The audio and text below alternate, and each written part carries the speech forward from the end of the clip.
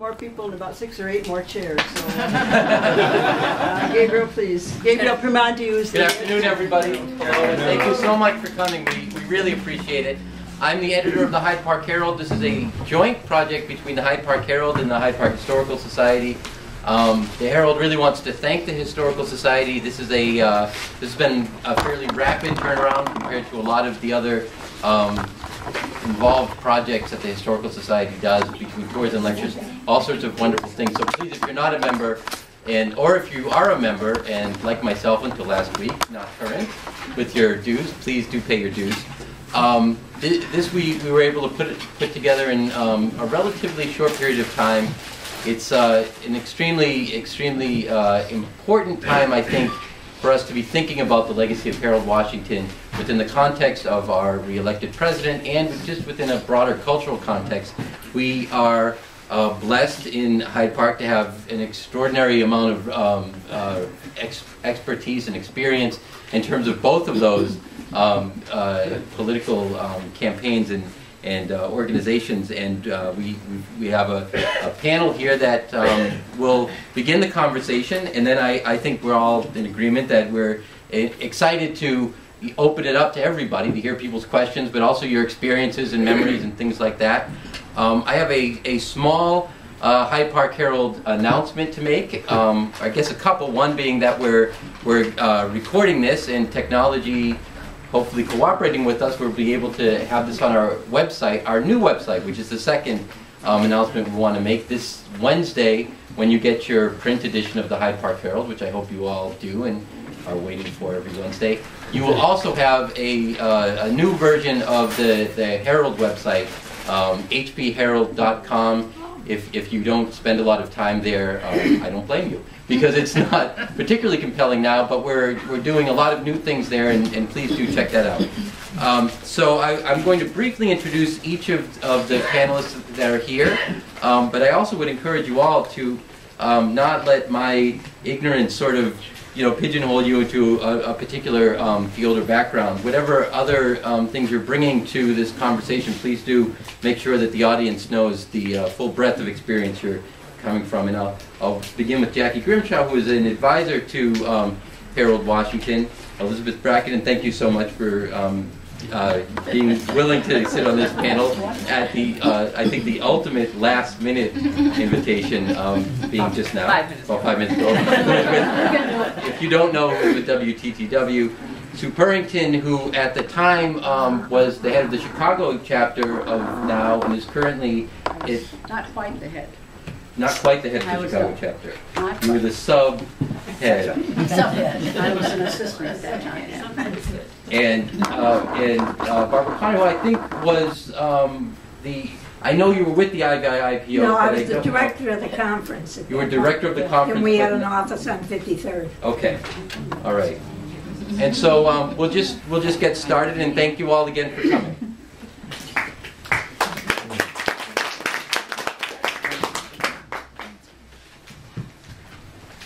Jackie, you want to start, or you want me to start? No, let me start, so I can introduce how we got Jackie into this stuff. In what year was it?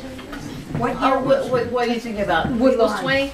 Oh gosh, 69 maybe. Whatever. The federal government told Richard J. Daley that he had to have an election to elect the board of the neighborhood, the Model Cities program. Yeah. And so they put together a group. Now there was to be 40 people on it. 20 of them he appointed. The other 20 could be elected. And that's how I met Jackie, because I went to do the campaign. And it was the greatest campaign I've ever done, because every person had to work their own precinct. So we didn't have to fight. It was just great fun. And that's when I met Jackie, and we have been close friends and close political workers together since then. Exactly. Can the people in the back here let us know if you've got it? I was first arrested when I was 15. In the 40s. Too much information. That was with the packing house workers. Ralph Helstein and who was our congressman? Hayes, Charlie Hayes. Oh, no, when you were 15, it wasn't Charlie Hayes. No, no. Oh. Yes, he was at the packing house workers. Oh, packing house workers, And yes. that's when I met Alinsky. And my father bailed me out. And the following year, I was arrested when I was 16 for sitting in at Henry's, which was the first civil rights sit-in. And then for some reason, I got sidetracked into politics. And one of my first campaigns was the one with, who was our congressman? Beryl O'Hara? Beryl O'Hara. O'Hara. And it was the first time that race had been raised in a political campaign in the United States. There was a picture of his opponent, who was the incumbent at that time, the Republican, who said, these are Beryl O'Hara's friends, and it showed Charlie Hayes and other African American people. And so I went to work for him. That's when I met all the IVI people. And then after that, I did Linda Praise, and then Ab Mikvahs, and on, and Bob Manns and Bill Cousins, and then Harold, and then the president, who I also worked with at one point. So it's been, that's why Hyde Park has really independent reform people. I mean, that's why, as the president said, he wouldn't be here if we hadn't elected all the others. And we did. And Jackie and I often worked in tandem. She was the overall coordinator, and I was the field election day coordinator. And I did a lot of the training. So it's been fun. Jackie, why don't you start with Harold's political career and how it evolved? You might not know that. Well, yeah, Harold, his first elected campaign was in, I think it was in 1965, where they had the bed sheet ballot. Yeah. You know, after the census, the General Assembly couldn't come together and create districts. And so all of the members of the General Assembly had to run on one great big ballot, and all over the state. And so that was Harold's first election. And he was elected, and as we say from then on, it was history. But I think one of the significant things for me about Harold, I first met Harold because he was in the Ralph Metcalf organization, and I grew up 2 blocks from Ralph Metcalf.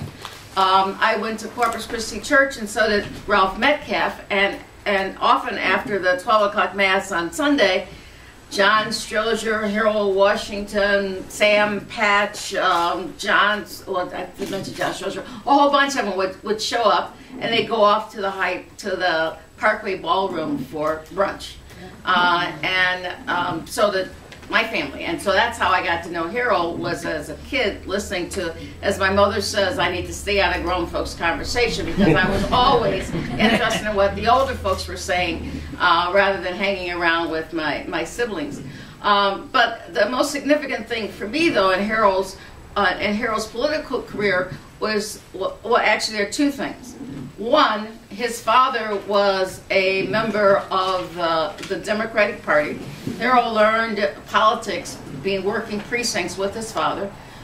His father was promised that he would be able to run for Congress, and instead his father, it wasn't Congress, Alderman for the 3rd Ward, and instead his father was passed over and was not allowed to run for alderman. And Harold had this kind of love-hate relationship with the Democratic Party in Chicago from that time on. And I think it really came to that breaking point when Ralph Metcalf decided to break with the machine because of all the police brutality that was going on, particularly on the South Side, and when his dentist, Ralph's dentist that is, was harassed by the police on Lakeshore Drive. And Ralph then split with Daley, and Harold, of course, went right along with Ralph. And so from that point on, he was never really even nominally a part of the daily machine. Where But, was Harold then? Harold at that point in time was state rep. But you know, one other thing in terms of how the politics of the city could have been different, and that was when Bill Singer ran for mayor, right, and You did the campaign. right, I worked on the campaign, but So did I. so that's right. That's one of the first times I met Elizabeth because she was up in the 43rd ward at that point in time.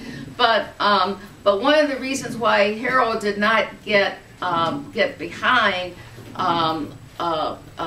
Ralph, who also was toying with running for mayor at the time that Bill Singer ran, was because at that point in time Ralph wouldn't go ahead and slam the Daily Machine, and so you know, Bill Singer almost won, but not quite almost won. But anyway, that's kind of like We you know, thought he was going to win. we thought he was going to win. He lost by 78%.